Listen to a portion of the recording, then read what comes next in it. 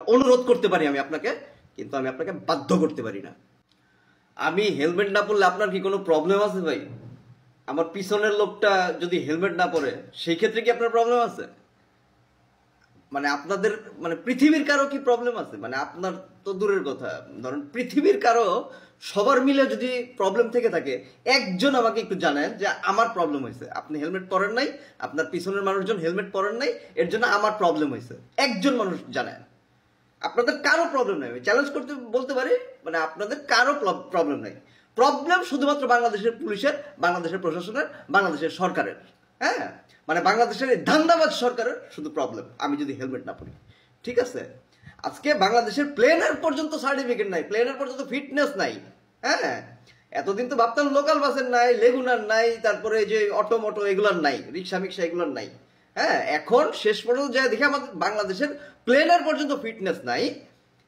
মানে কালো ধোয়া, লোকাল বাসগুলোতে কালো ধোয়ার উঠে থাকে, একদম ধারালো ধারালো জিনিস, মনে হয় যে আমাকে ছুরি দিয়ে মারতে আসতেছে, এই ধরনের ধারালো জিনিসপত্র মানে লোকাল বাসের মধ্যে মানে ভেঙে চুরে এরকম বের হয়ে থাকে। হ্যাঁ, সেগুলোর কোনো তোয়াক্কা নাই, সেগুলোর কোনো লাগাম টানা নাই।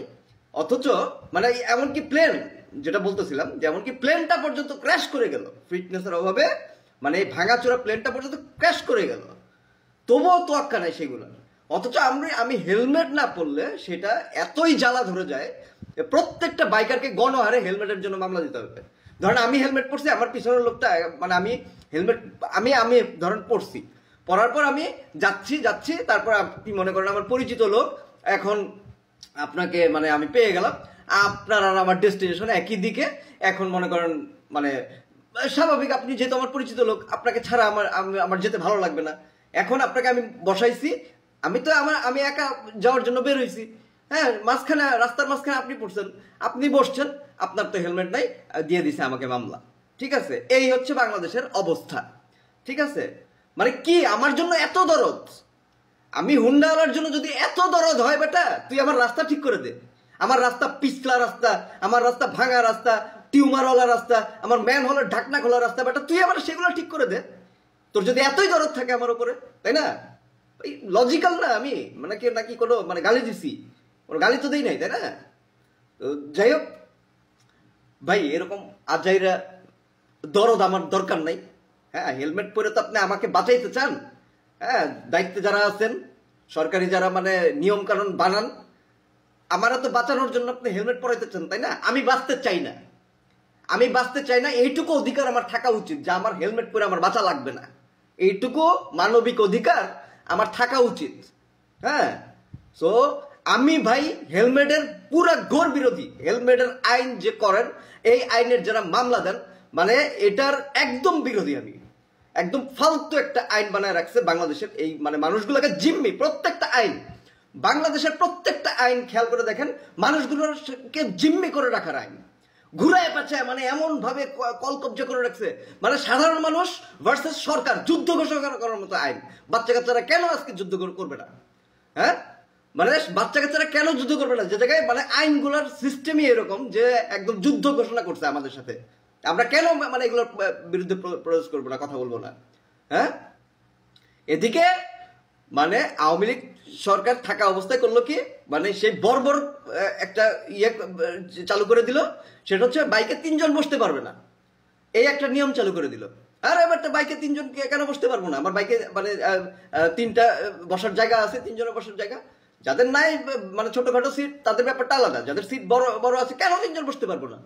হ্যাঁ, কোন সেন্সে 3 জন বসতে পারবো না? মানে যত সব অথর্বের আইনগুলো, সেই আওয়ামী লীগের আইনগুলো এখন পর্যন্ত রেখে দিছে। সেই আওয়ামী লীগের লোকজন নিশ্চয়ই এখনো আছে, দেখি সেই 3 জন না বসতে দেওয়ার আইনটা এখনো রেখে দিছে, বাইক নিয়ে 3 জন যেতে পারি না। হ্যাঁ, এখন এক শ্রেণীর লোক বলতে পারেন, আমি উত্তর দিয়ে দিই, এক শ্রেণীর লোক বলতে পারেন বাইকের ম্যানুফ্যাকচারিং টাইমেই বাইকের যারা ম্যানুফ্যাকচারার, তারা মানে গাইডলাইন দিয়ে দিচ্ছে 2 জন বসতে হবে। আরে বেটা 2 জন বসতে হবে, বেটা আমার জায়গা আছে, আমি কেন 2 জন বসবো? হ্যাঁ, মানে ইমব্যালেন্স হয়ে যেতে পারে, এটা বলতে পারেন, তাই না? মানে তাহলে নিয়ম করে দেন যে যার কমপক্ষে 1-2 বছরের লাইসেন্সের বয়স, যার 1-2 বছর হবে, সে 3 জন বসতে পারে, নিয়ম করে দেন। সিস্টেমে আসেন, লজিকে আসেন, তাই না? মানে কি বলবো আর, মানে কমন সেন্স। আমার বাইকে যদি আরেকজন লোক নিতে পারি, বাড়তি একজন লোক, তাহলে আমরা একই ডেস্টিনেশনে 3 জন ধরেন যাচ্ছি, তো আমি ধরেন আমি যদি 2 জন যাই অথবা আমি যদি একা যাই, সেই একই ফুয়েলটা দিয়েই তো আমি যাচ্ছি। আমার আমার পিছনে যদি আর 2 জন বসে, মানে ওই ধরতে গেলে ওই একই রকম ফুয়েল দিয়ে আমি চলে যেতে পারছি, আমরা 3 জন মিলে। যে জায়গায় ওই ব্যক্তিটা একই ডেস্টিনেশন তো যাবেই, তারও আলাদা করে ফুয়েল খরচ করে তার যেতে হচ্ছে। দেখেন মানে সিস্টেমগুলো কেমনে কলকবজারে সাজাইছে, যা আমাকে যদি 3 জন যেতে না দেয় তাহলে সে তো আবার ফুয়েল দিয়ে যাবে, সে আবার ফুয়েল খরচ করে যাবে, মানে আমার দেশ থেকে ফুয়েল গেল মানে কি ডলার গেল। মানে তারা চায়, যারা এই আইনগুলো করছে তারা চায় যেন আমার দেশ যেন তাড়াতাড়ি ফকির হয়, আমার দেশ যেন কখনো উঠতে না পারে। সেই ইন্ডিয়ার বাচ্চারা আইন এগুলো, হ্যাঁ, ইন্ডিয়ার চাপিয়ে দেওয়া আইন। ওর ইন্ডিয়ার মানে কেন বাংলাদেশ নিয়ে এত নাক গলানো লাগে আমি জানি না। এই সব আইনগুলো মানে ইন্ডিয়ার কাছ থেকে, হ্যাঁ দাদা দাদা কি করবো দাদা, এইভাবে বলে বলে ইন্ডিয়ার যা বলে তাই শুনছে বাংলাদেশের লোকজন, এখনো শুনতেছে।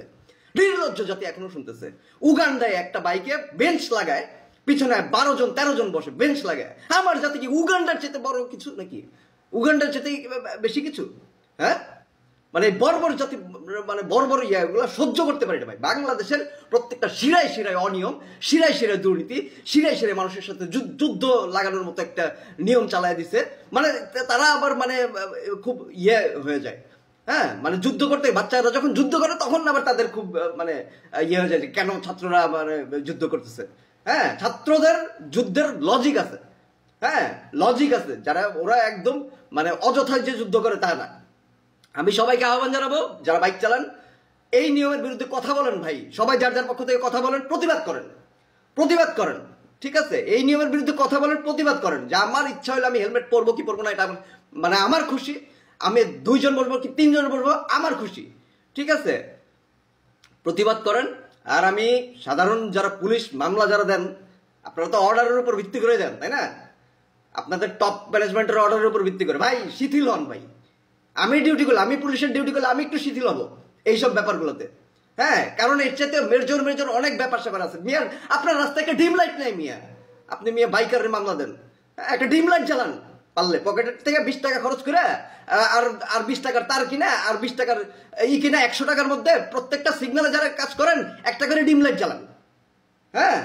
তারপরে এইসব মানে সব সংস্কার করার পরে এইসব নিয়ে পরে ভাবতে এসেন, এইসব নিয়ে ভাবতে আরো 1000 বছর পরে চিন্তা করতে হবে যে বাংলাদেশের মানুষকে হেলমেট পরাইতে হবে, বাংলাদেশের মানুষকে যে হেলমেট পরাইতে হবে এই ব্যাপারগুলো নিয়ে ভাবতে হবে আরো কমপক্ষে 1000 বছর পর, যদি আপনারা সংস্কার করে ঠিকঠাক মতো সবকিছু মেনটেন করতে পারেন।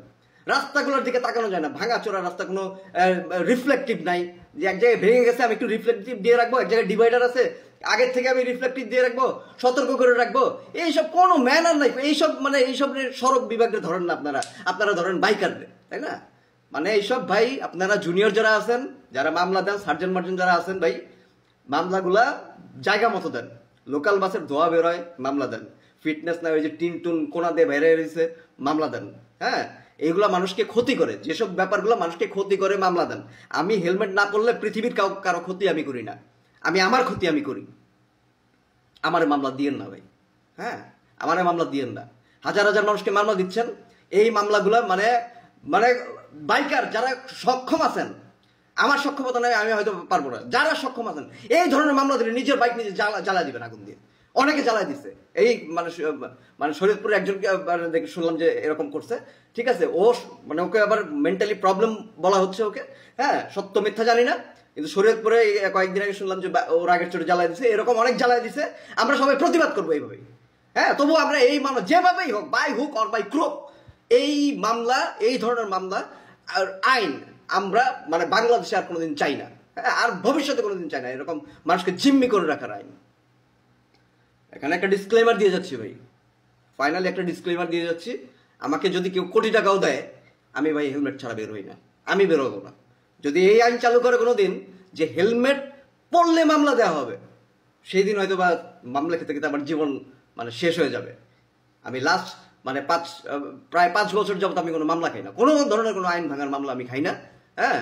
কিন্তু যদি চালু করে যে হেলমেট পরলে আপনাকে মামলা দেওয়া হবে, তাহলে হয়তো বা মামলা খেতে খেতে আমার জীবন শেষ হয়ে যাবে। তো সবাই হেলমেটটা পরবেন, হ্যাঁ, হেলমেটটা পরবেন আপনারা, এটা আমার অনুরোধ করতে পারি আমি আপনাকে, কিন্তু আমি আপনাকে বাধ্য করতে পারি না। আসসালামু আলাইকুম।